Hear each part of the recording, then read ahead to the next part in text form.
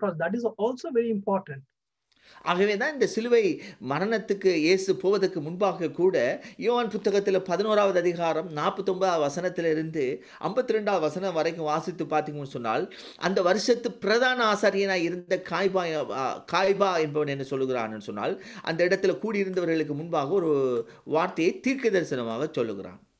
So even you can see that in John chapter 11 verse 49 to 52, if you read, there is a person called Caiaphas.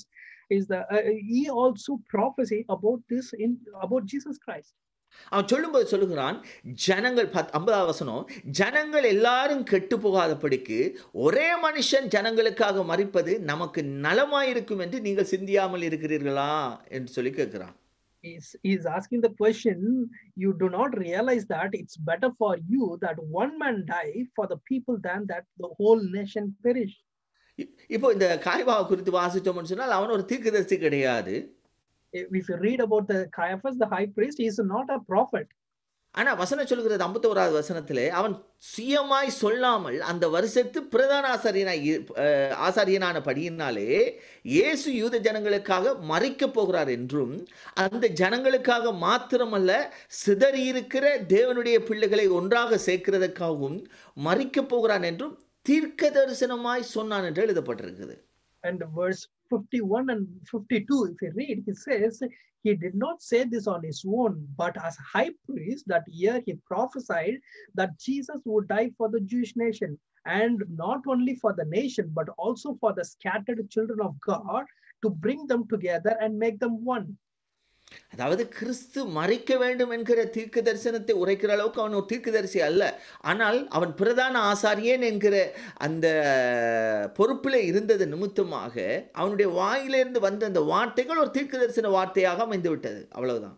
So the Caiaphas is not a prophet, but he still, since he was the high priest for that year, God, whatever he spoke, like the word he spoke about Jesus Christ at his death. அதாவது கிறிஸ்துனுடைய மரணம் என்பது அவசியம் என்பதை அந்த பிரதான ஆசாரியனாய் இருந்தவனும் அந்த நாட்களிலே அதை அங்கீகரிக்கிறதை அந்த வசனம் நமக்கு காட்டுகிறது. That verse clearly shows that even the high priest, he also believes that Christ is the one should die for the all nation, all the people. தொடர்ச்சியாக நாம் எபிரேய புத்தகம் 9வது அதிகாரம் 19வது வசனத்திலிருந்து வாசித்தோம் என்று சொன்னால், so if we come back to Hebrews chapter 9 verse 19 onwards, இப்போ சீனாய் பாலையிலே பண்ணின உடன்படிக்கையிலே ஆண்டவர் அந்த மோசே மூலமாக பண்ணின காரியத்தை அவர் இன்னும் கொஞ்சம் விவரமாக அதில் பேசுகிறார்.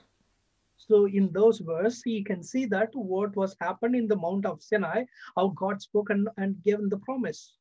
அவர் சொல்லுகிறார் பாருங்க, இப்படி எனில் மோசே நியாயப்பிரமாணத்தின்படி சகல ஜனங்களுக்கும் எல்லா கட்டளைகளையும் சொன்ன பின்பு இளங்காலை வெள்ளாட்டுக்கடா இவைகளின் இரத்தத்தை தண்ணீரோடும் சோப்பான ஆட்டுமயிரோடும் ஈசோப்போடும் கூட எடுத்து புஸ்தகத்தின் மேலும் ஜனங்களை எல்லாரும் மேலும் தெளித்து.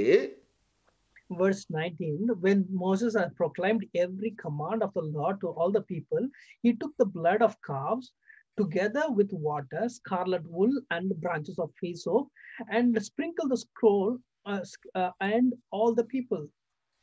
தொடர்ச்சியாக தேவன் உங்களுக்கு கட்டளையிட்ட உடன்படிக்கையின் இரத்தம் இதுவே என்று சொன்னான். And he said, this is the blood of the covenant which God has commanded you to keep.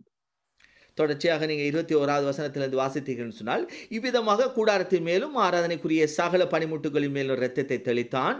நியாயப்பிரமாணத்தின்படி கொஞ்சம் குறைய எல்லாம் இரத்தத்தினாலே சுத்திகரிக்கப்படும், இரத்தம் சிந்தல் இல்லாமல் மன்னிப்பு உண்டாகாது.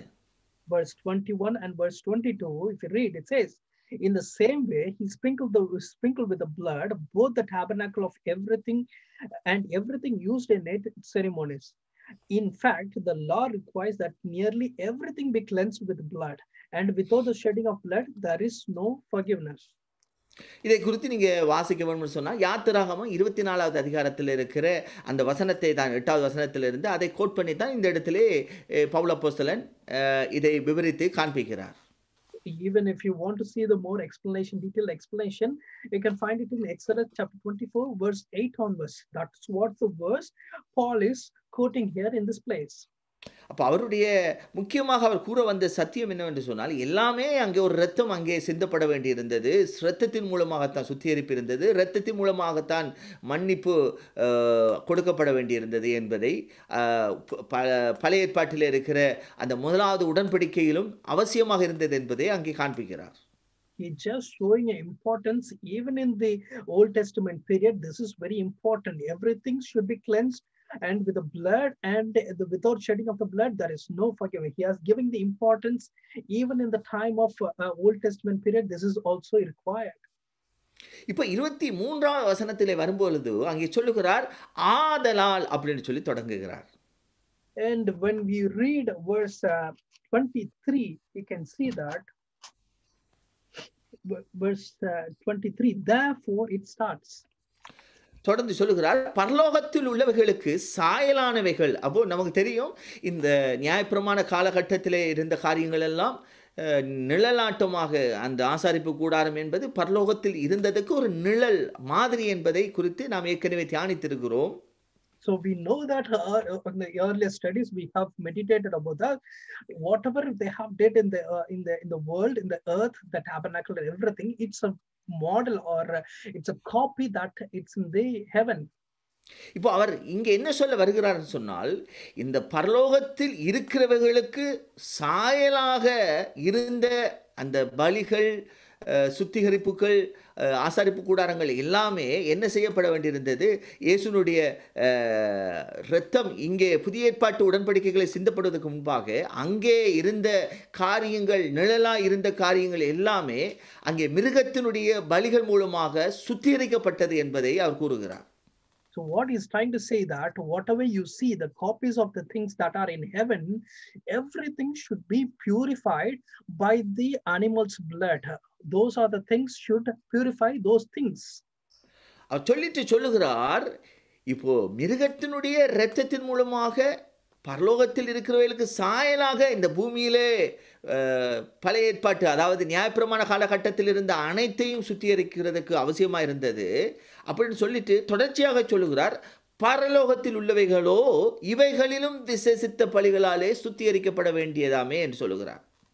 So he says that whatever you see, the copies of the things in heaven, even those copies of the things, if you want to cleanse, purify those things, you should sacrifice the animal. By the blood of the animal, even though those are the things are purified. And the later part, in the second part of it says, but the heavenly things themselves with a better sacrifice than this. ஆமென். அப்போ இந்த இடத்துல நமக்கு அவர் சொல்ல வருகிற காரியம் நமக்கு ஏற்கனவே நாம் பார்த்து கொண்டு வருகிறபடி எல்லாவற்றை பார்க்கிலும், அதாவது பழைய ஏற்பாட்டு ஆசாரியர்களை பார்க்கிலும், தீர்க்கதரிசிகளை பார்க்கிலும் இயேசு கிறிஸ்து மேலானவர் என்று சொல்லி வருகிறார். இந்த இடத்திலே பார்க்கும் பொழுதும் இங்கே பழைய ஏற்பாட்டு சுத்திகரிப்புக்கு பயன்படுத்தப்பட்ட அந்த சுத்திகரிப்பிலே பயன்படுத்தப்பட்ட மிருகத்தினுடைய இரத்தம் எப்படி அவசியமாக இருந்ததோ அதை பார்க்கிலும் பரலோகத்தில் இருக்கிற அந்த ரியாலிட்டி, அங்கே இருக்கிற முக்கியமாக காட்டப்பட்டிருக்கிற பரலோகத்தில் இருக்கிறவர்களுக்கு ஆண்டவருடைய ஒரு விசேஷித்த பலி அவசியமாக இருந்தது என்பதை என்ன செய்கிறார் இங்கே அவர் முன்வைக்கிறதை பார்க்கிறோம். So we can see that in the previous places, he is greater than the kings, greater than the prophets. So such kind of things we have seen. At the later part, we saw that even though it's copies of the things that are in heaven, if those have to be purified, they have to be purified by the blood of the Lamb. So how much more the blood of Jesus? That's what he is coming to compare. இப்போ அப்படி சொல்லி போட்டு தான் அதுக்காக அந்த விசேஷித்த பலி யாரு அப்படின்றதை குறித்து பேசுகிறதை நாம் தொடர்ச்சியாக நாம் 24வது வசனத்தில் இருந்து பார்க்க முடியும். 24வது வசனத்திலிருந்தே அந்த விசேஷித்த பலியாக இயேசு பலியானார் என்பதை அவர் விளங்கப்படுத்துகிறார். So only on verse 24 he can show, he is trying to show that who is the better sacrifice. What it says in verse 23 is trying to explain it. Who is the better sacrifice in verse 24. பார்க்கலாம். அந்தபடியே மெய்யான பரிசுத்த ஸ்தலத்துக்கு அடையாளமான கையினால் செய்யப்பட்டதா இருக்கிற பரிசுத்த ஸ்தலத்திலே கிறிஸ்துவானவர் பிரவேசியாமல் பரலோகத்தில் தானே இப்பொழுது நமக்காக தேவனுடைய சமூகத்தில் பிரத்யட்சமாகும்படி பிரவேசித்திருக்கிறார். For Christ has not entered the holy place made with hands, which are copies of the truth, but in heaven itself, now to appear in the presence of God for us. ஆமென். அப்ப இந்த இடத்துல அவர் என்ன சொல்ல வருகிறார்ன்னு சொன்னால், அந்த விசேஷித்த பலியை செலுத்தின இயேசு கிறிஸ்து, அங்கே நமக்காக கையினாலே கட்டப்பட்டிருக்கிற இந்த நிழலாய் இருக்கிற பரிசுத்த ஆலயத்துக்குள் அவர் நுழையாமல், அங்கே பரலோகத்தில் இருக்கிற நிஜத்தினுக்குள்ளாக இயேசு கிறிஸ்து தேவ பிரசன்னத்துக்குள்ளே, தேவ சமூகத்திலே பிரதிட்சியமாகும்படிக்கு பிரவேசித்திருக்கிறார் என்கிற சத்தியத்தை காண்பிக்கிறார். What he is trying to show is the blood of Jesus he has given it. So because of that, he is not entering into the holy place where it was made by hand, but he getting into the heaven itself to appear in the presence of the God for us.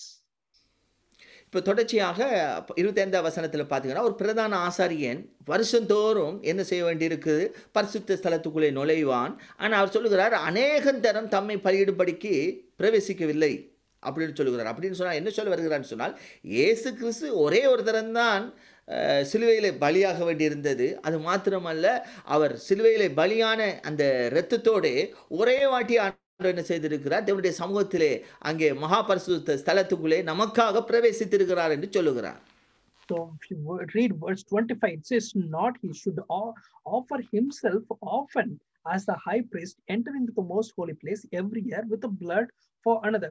So what he is trying to say, for to enter into the most holy place yearly once, he offered himself many times. But for Jesus Christ, he offered himself as a one time, and he entered directly into the heaven and to the presence of God. ஆமென். தொடர்ச்சியாக நீங்க 26வது வசனம் 27வது வசனத்தை வாசித்தோம் என்று சொன்னால், and if you read continuously verse 26 and verse 27, வாசிக்கலாம் பாருங்க. அப்படி இருந்ததானால் உலகம் உண்டானது முதல் கொண்டு, எப்படி இருந்ததானால் என்று சொன்னால், அதாவது பழைய ஏற்பாட்டிலே எப்படி ஒரு மகா பரிசுத்த ஸ்தலத்துக்குள்ளே பிரதான ஆசாரியன் ஒவ்வொரு வருஷமும் நுழைய வேண்டி இருந்தது போல இயேசு கிறிஸ்துவும் நுழைய வேண்டி இருந்திருக்குமானால் அப்படின்றது தான் அந்த அர்த்தம். அந்த அப்படி இருந்ததானால் என்று சொன்னால், it says then what it says is then in the meaning of when every year the high priest have to enter into the holy place, but he is the one person, Jesus Christ, who entered for once all into the heaven. தொடர்ச்சியாக சொல்லுகிறார் பாருங்க, அது விவரமாய் சொல்லுகிறார். உலகம் உண்டானது முதல் கொண்டு அவர் அநேகந்தரம் பாடுபட வேண்டியதா இருந்திருக்குமே என்று சொல்லுகிறார். He then would have had to suffer often since the foundation of the world. ஆகவே அந்த இடத்திலே அவர் உறுதியாக என்ன சொல்ல வருகிறார் என்று சொன்னால், ஆகவே அவர் எப்படி பழைய ஏற்பாட்டில் இருந்த பிரதான ஆசிரியர் எப்படி எவ்ரி இயர் அங்கே பரிசுத்த ஸ்தலத்தில் போகும் பொழுது ஒரு பலியை செல்வது போல இயேசு கிறிஸ்து நுழையாமல் ஒரே ஒரு தரம் இந்த கடைசி காலம் என்று சொல்லும் பொழுது அவர் வாழ்ந்த காலகட்டத்தில், அதாவது பவுல் அப்போஸ்தலன் வாழ்ந்த காலகட்டத்தில் இயேசு தம்மை வெளிப்படுத்தி நமக்காக பலியானார் என்பதை குறிப்பிடுகிறார். So what he is trying to say is, even though the high priest, they have to enter into the most holy place, they have to do it often, the sacrifice. But here Jesus Christ, who suffered himself, not always, but he suffered once and he shed the blood and he directly got into heaven. தொடர்ச்சியாக நாம 27 28வது வசனத்தை பார்த்தோம் என்று சொன்னால், when you read verse 27 and 28 continuously, இப்போ சொல்லுகிறார், அன்றியும் ஒரே தரம் மரிப்பதும் பின்பு நியாய தீர்ப்படைவதும் மனுஷனுக்கு நியமிக்கப்பட்டிருக்கிறபடியே, and it is appointed for men to die once, but after the judgment. இப்போ ஒரு மனுஷனுக்கு இருக்கிற ஒரு முக்கியமான காரியத்தை, உண்மைத்தன்மையை அவர் இந்த இடத்துல நமக்கு விவரமாய் காண்பிக்கிறார். He just saying for a man what is the fact after his death. That's what he is trying to say. அவர் என்ன சொல்ல வருகிறான்னு சொன்னால், இந்த மனுஷனாக பிறந்திருக்கிற ஒவ்வொரு மனுஷனும் ஒரே தரம் மரிக்க வேண்டியது அவசியம் என்பதை காண்பிக்கிறார். Just showing the fact that every man has to die once. இப்போ நமக்கு உலகத்தில் எத்தனையோ மதங்கள் இருக்கு, எத்தனையோ மதங்களிலும் ஒவ்வொரு மதங்களிலும் பலவிதமான நம்பிக்கைகள் உண்டு. So there are lots and lots of religion are there, and also there are lots of belief in that religion. ஆனால் நம்முடைய வேதத்தை எடுத்து பார்க்கும் பொழுது வேதம் திட்ட தெளிவாக சொல்லுகிற காரியம், எல்லா மனிதர்களுக்கும் ஒரு மரணம் என்பது அவசியம், ஒரு மரணம் என்பது இருக்குது என்பதை வேதம் காண்பிக்கிறது. So even for Christianity, we can see this truth or the fact which says that every man living in this world will have a death once. வேதத்திலிருந்து பார்க்கும் பொழுது 2 பேர் தான் மரணத்தை காணாமல் எடுத்துக்கொள்ளப்பட்டவர்கள். ஏனோக்கும் அத்தோடு கூட வேதத்திலே பார்த்தோம்னா எலியாவை குறித்தும் பார்க்கிறோம். So, so we can see that there are only 2 persons who haven't seen the death. One is Enoch and one is Elijah. Those are the only person who doesn't taste the death. அவர்கள் இருவரை தவிர வேதத்திலே இருந்தவர்கள் அத்தனை பரிசுத்தவான்களும் மரித்தார்கள் என்பதற்கு வேதம் நமக்கு ஆதாரங்களை காட்டுகிறது. Except those 2 persons, every saint who are died. So we can see those reference and the proofs in the Bible. அப்போ நமக்கு தெரிந்திருக்க வேண்டிய ஒரு முக்கியமான உண்மை என்று சொன்னால், மனிதனாக பிறந்திருக்கிற எல்லாருமே ஒரு தரம் மரிக்க வேண்டியது அவசியம். அதுக்கு காரணம் ஆண்டவர் மனிதன் மரிப்பதற்காக அவனை உருவாக்காவிட்டாலும் மரணத்துக்கு மனுஷனுடைய கீழ்ப்படியாமையின் விளைவாக, ஆதாமுடைய கீழ்ப்படியாமையின் விளைவாக வந்த பாவம் காரணம் என்று சொல்லி நாம் ஆதியாகமம் 2:17 வாசிக்கிறோம். So God doesn't create a man to die, but because of the sin that happened at the time of Genesis, when you read Genesis chapter 2 verse 17, because of that he has to go through the death. ஆனால் அந்த வசனத்தின்படி பார்க்கும் பொழுது நன்மை தீமை அறியத்தக்க அந்த கனியை புசித்தது நிமித்தமாகத்தான் இந்த மனுஷனுக்கு ஒரு மரணம் என்பது உண்டானது. Since he has eaten the fruit that knows the good and bad, when he ate that fruit, because of that he has to go through this kind of death. ஆமாம். சங்கீத புத்தகம் 89:48 படி பார்த்தீங்கன்னு சொன்னால், மரணத்தை காணாமல் உயிரோடு இருப்பவன் யார் அப்படிங்கிற ஒரு கேள்வியை சங்கீதக்காரன் வைக்கிறார். Also in Psalms chapter 89 verse 48 also he asks the question that who is there that without tasting the death he can live. அதே போல பிரசங்கி 8வது அதிகாரம் 8வது வசனத்தை எடுத்து வாசித்தோம் என்று சொன்னால், அங்கே சொல்லுகிறது, ஆவியை விடாதிருக்கிறதுக்கு ஆவியின் மேல் ஒரு மனுஷனுக்கும் அதிகாரம் இல்லை, மரண நாளின் மேலும் அவனுக்கு அதிகாரம் இல்லை என்று வாசிக்கிறோம்.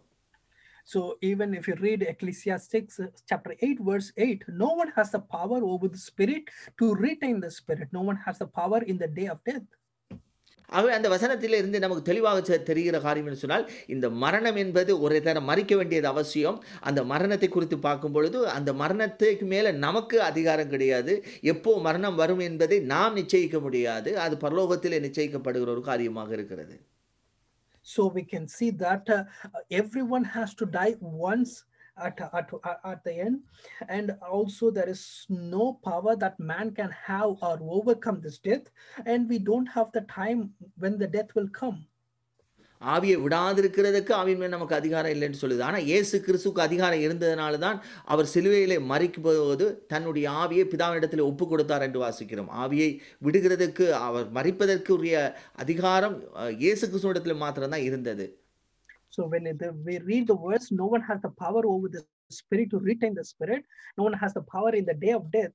Only Jesus Christ had that power. That is the reason he says that, Father, I give my spirit. That's the reason he has the power to give the hold on to the death, and he has the power. That's the reason he said, Father, I give my spirit to him. அதாவது அவர் பாவம் இல்லாதவராய் இந்த பூமியில் பிறந்ததுனால அவருக்கு மரணத்தின் மேல் அதிகாரம் இருந்தது. நாம் பிறக்கும் போதே பாவிகளாய் பிறப்பதன் நிமித்தமாக மரணம் என்கிறது நமக்கு ஒரு தரம் இருக்கு என்பதை வேதம் திட்ட தெளிவாக காட்டுகிறது என்கிற சத்தியத்தை நாம் இதிலிருந்து புரிந்து கொள்ள முடியும். From this verse we can understand, because Jesus Christ has no sin in him, that's a reason he can do such kind of things. But we are all conceived by sin, so we have to go through this death. அது மாத்திரமல்ல, அவர் தொடர்ச்சியாக சொல்லுகிறார், பின்பு நியாய தீர்ப்படைவதும் நம் மனுஷருக்கு நியமிக்கப்பட்டிருக்கிறது என்று சொல்லுகிறார். And when you read continuously, but after this the judgment. அப்போ அடுத்ததாகவும் அவர் உண்மையா இன்னொரு சத்தியத்தை நமக்கு முன்பாக வைக்கிறார். என்ன சொல்லுகிறார் என்றால், ஒரு தரம் மரணம் இருக்கிறது, அதற்கு பிற்பாடு ஒரு நியாய தீர்ப்பு இருக்கிறது.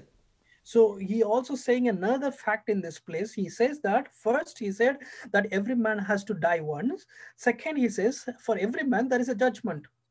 ஆமென். கிறிஸ்துவுக்குள்ளே மரிக்கிறவர்களாக இருந்தாலுமே நமக்கும் கிறிஸ்துவினுடைய நியாயஸ்தானத்துக்கு முன்பாக நிற்போம் என்று சொல்லி ரோமர் 14:10 சொல்லுகிறது. So even though we die in Christ, still we will be standing in the judgment before the Christ. You can see the reference verse from Romans chapter 14 verse 10.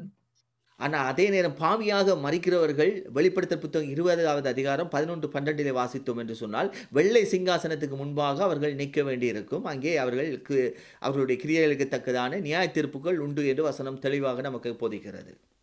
So even people who are sinned and they live a life of sin, for those people also when they die, they have to stand in the white throne. You can find the reference in Revelation chapter 20, verse 11 and 12. Based on their deeds, the judgment will be given to him. Them. இப்போ தொடர்ச்சியாக சொல்லி 28வது வசனத்தோடு இந்த அதிகாரத்தை முடிக்கிறார். அது முடிக்கும் பொழுது எப்படி முடிக்கிறார் பார்த்தீங்கன்னு சொன்னால், கிறிஸ்துவும் அநேகருடைய பாவங்களை சுமந்து தீர்க்கும்படிக்கு ஒரே தரம் பலியிடப்பட்டு தமக்காக காத்து கொண்டிருக்கிறவர்களுக்கு இரட்சிப்பை அருளும்படி 2ஆம் தரம் பாவம் இல்லாமல் தரிசனமாவார் என்று சொல்லி முடிக்கிறார். And when he ends this chapter with in verse 28, if you read, it says, so Christ was offered once to bear the sins of many.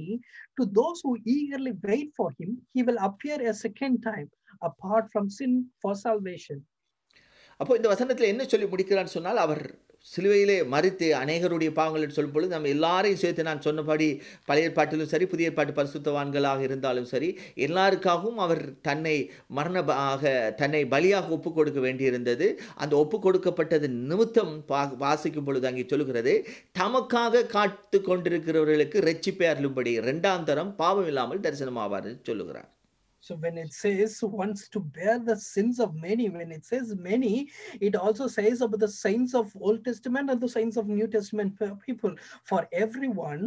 And for that he says, to those who eagerly wait for him, he will appear a second time. இப்போ அந்த வசனத்தில் என்னத்தை அவர் சொல்ல காண்பிக்கிறார்னு சொன்னால், இப்போ இயேசு கிறிஸ்து பலியானது நிமித்தம் அங்கே ஒரு பிளெஸிங், அதாவது அந்த இயேசுனுடைய மரணத்தை ஏற்றுக்கொண்டவர்கள், இயேசு சிலுவையிலே நம்முடைய பாவங்களுக்காக மரித்தார் என்று விசுவாசிக்கிறவர்களுக்காக மறுபடியும் இயேசு கிறிஸ்துனுடைய அந்த 2வது வருகை இருக்கும் என்பதை குறித்து இந்த இடத்திலே சொல்லி முடிக்கிறார். So he is trying to end this passage. He is saying that whoever believes Jesus Christ, that Jesus Christ hung on the cross for my sin and he has redeemed myself. So when he believed that concept, then he says that for those people, he will appear a second time.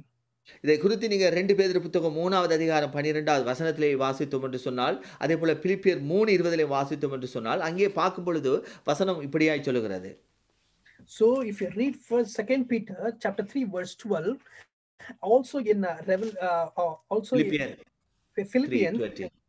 Philippians chapter 3 verse 20, you can see the similar verse in that. அங்கே சொல்லுகிறார் பாருங்க, தேவனுடைய நாள் சீக்கிரமாய் வரும்படிக்கு மிகுந்த ஆவலோட காத்திருங்கள் பேதுரு சொல்லுகிறார். So in 2 Peter 3 verse 12, அதேபோல பிலிப்பியர் 3:20 சொல்லுகிறார், நம்முடைய குடியிருப்பு பரலோகத்தில் இருக்கிறது, அங்கே இருந்து கர்த்தராகிய இயேசு கிறிஸ்து என்னும் இரட்சகர் வர எதிர்பார்த்து கொண்டிருக்கிறோம் என்று வாசிக்கிறோம். So verse 2 Peter chapter 3 verse 12, it says looking for and hastening the coming of the days of God. Also in Philippians chapter 3 verse 20, if you read it says that from which we also eagerly wait for the Savior, the Lord Jesus Christ. ஆமென். இந்த தமக்காக காத்து கொண்டிருக்கிறவர்கள் என்று சொல்லும் பொழுது, இன்றைக்கு நாம் இயேசுவை சொந்த இரட்சகராக ஏற்றுக்கொண்டு கிறிஸ்துக்குள் மரித்த பரிசுத்தவான்களானாலும் சரி, இன்றைக்கு ஆண்டவருடைய வருகைக்காக காத்து கொண்டிருக்கிற சபைக்கு பார்த்து சொல்லுகிற வார்த்தை தான் இந்த வார்த்தை. So when it says those who are eagerly wait, for the people who are saying that of the saints who were lived earlier before us, and the people who are living henceforth, who will live a saint life, who are living in this particular period, for those people also he's saying that for those who are eagerly wait for him. ஆமென். நிருபங்களை எடுத்து வாசித்து பார்த்தோம்னு சொன்னால், ஒவ்வொரு நிருபங்களை பார்க்கும் பொழுது தெரியும், அந்த சபை மக்கள் கிறிஸ்துனுடைய 2ஆம் வருகைக்காக ஆவலோடு எதிர்பார்த்து காத்து கொண்டிருந்ததை நாம் வாசிக்க முடியும். You can read it in many epistles that everyone are eagerly waiting for Christ to come appear on the second time. இப்போ இந்த வசனத்தில் அவர் சொல்லி முடிக்கும்போது நமக்கு சொல்லி முடிக்கிற காரியம் என்று சொன்னால், அவர் நமக்காக மறுபடியும் பாவம் இல்லாதவராக ஆண்டவருடைய 2வது வருகை இருக்கிறது அப்படின்னு சொல்லி முடிக்கிறார். And when he ends this chapter, he says, without sin, he is going to come second time for us, for all of us. அவன் இந்த வசனத்தின்படி நம்மளும் ஆண்டோடைய 2வது வருகைக்காக நாமளும் ஆவலோடு காத்திருக்க வேண்டும் என்கிற ஒரு அழைப்பையும் இந்த இடத்திலே நாம பார்க்கிறோம். Also he gives an important calling also. We should all be eagerly wait for the Lord for his coming. That's what he was saying here. ஆமென். 2வது அவர் வருகை இருக்கும் என்பதோடு கூட இந்த அதிகாரத்தை அவர் முடிக்கிறதை பார்க்கிறோம். So we can see that he ends the chapter with his second coming. தொடர்ச்சியாக அடுத்த வாரத்திலே நாம் 10வது அதிகாரத்தை நாம் தியானிக்கலாம். In coming week we are going to meditate Hebrews chapter 10. இப்போ தலைகளை தாழ்த்தி நாம் ஜெபம் பண்ணி முடிக்கலாம். Let us bow down and let us pray now. பிதாவே, இந்த வேளைக்காக நாங்கள் உமக்கு நன்றி செலுத்துகிறோம். Heavenly Father, we give thanks for this time, Lord. இந்த அருமையான நாளிலும் உம்முடைய வேதத்தில் உள்ள மகத்துவமான இந்த சத்தியங்களை தியானிக்கிறதுக்கு நீங்க தந்த கிருபைக்காக நாங்கள் உமக்கு நன்றி செலுத்துகிறோம். Even this wonderful time, Father God, thank you for helping us to meditate the wonderful things from the scriptures, Father God. நீர் எங்களுக்காக சிலுவையிலே மரித்து எங்களுக்காக ஆண்டவரே நித்திய சுதந்திரத்தை வைத்திருக்கிறதற்காய் உமக்கு நன்றி செலுத்துகிறோம். ஆண்டவரே, உம்முடைய நித்திய சுதந்திரத்தை மாத்திரமல்ல தகப்பனே, எங்களுக்காக, எங்களுடைய பாவங்களுக்காக, எங்களுடைய அக்கிரமங்களுக்காக மரித்து எங்களுக்கு நித்திய நீதியை நீர் உண்டாக்கி தந்திருக்கிறீர். அதற்காகவும் துதிக்கிறோம், ஸ்தோத்தரிக்கிறோம். So Lord, you have shed your blood for us to have the eternal inheritance, Father God. Also you have, by the blood of Jesus, Lord God, you have cleansed our sin and transgression, all our unrighteousness, Father God, and you are making us to righteous, Father God. நீங்க மறுபடியும் பாவம் இல்லாதவராக தரிசனமாவீர், வெளிப்படுவீர் என்று நாங்கள் உம்முடைய 2வது வருகைக்காக நாங்களும் எதிர்பார்த்து காத்திருக்கிற அந்த கூட்டத்தாரோடு இணைந்திருக்க நீர் எங்களுக்கு உதவி செய்வீராக. So we are waiting eagerly, Father God, when you come for second time without sin for us, Father God. இந்த வேளையிலும் உம்முடைய சமூகத்தில் எங்களை முழுமையாக தாழ்த்துகிறோம். Even this time we humbly surrender completely, Father God. கேட்ட சத்தியங்கள் எங்களுக்குள்ள ஜீவனையும் வல்லமையும் ஆண்டவரே கொண்டு வரட்டும் என்று வேண்டுகிறேன். Lord, what we heard, Lord, let the word bring life and power to us, Lord. உங்க பரிசுத்தமுள்ள கரத்துல எங்களை முழுமையாக எங்களை தாழ்த்தி ஒப்புக் கொடுக்கிறோம். In your holy hand we completely surrender. இயேசுவின் நாமத்தில் ஜெபம் கேட்டு நிற்கிறோம் நல்ல பிதாவே. In Jesus name we pray. Amen. Amen. Amen. Thank you. God bless you. Thank you. Thank you. Okay, God bless you.